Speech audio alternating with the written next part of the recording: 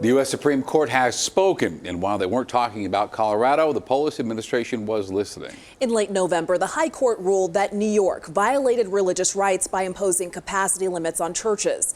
The state may have been expecting a similar decision here because it is now dramatically changing its own approach to houses of worship. Now, as of this week, churches, mosques, and synagogues are considered critical businesses. So that means there's no longer a cap on how many people can attend services. Same rules apply for weddings and funerals.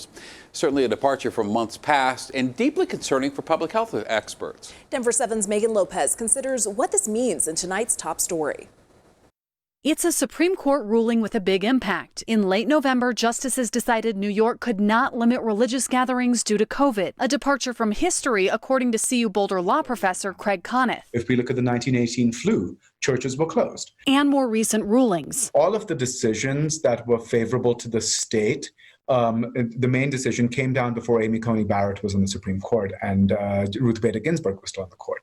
And so that majority has shifted. Now in Colorado, a 15-word change to our own public health order, adding houses of worship and associated ceremonies such as weddings, funerals, and baptisms to its list of critical businesses exempt from some COVID rules. Before, places of worship were on the same dial as everyone else, their capacity limits dependent on the county COVID numbers. But this latest change to the public health order is causing confusion about whether the exemption includes independent wedding venues or funeral homes not associated with a particular religion. A statement to Denver 7 from CDPHE clarified that life rite ceremonies are included, so those venues might have a case. There was also some confusion about whether the exemptions will extend to the receptions after those religious events. To that, CDPHE said, quote, social receptions or parties associated with those events still must follow indoor and/or outdoor event guidance. Religious groups Denver 7 spoke with say they're now working with their legal teams to determine what this means and how to move forward. For Conniff, the bottom line is the shifting Supreme Court majority is already having a big impact. Religious organizations are within reason going to get various kinds of exemptions moving forward. Megan Lopez, Denver 7.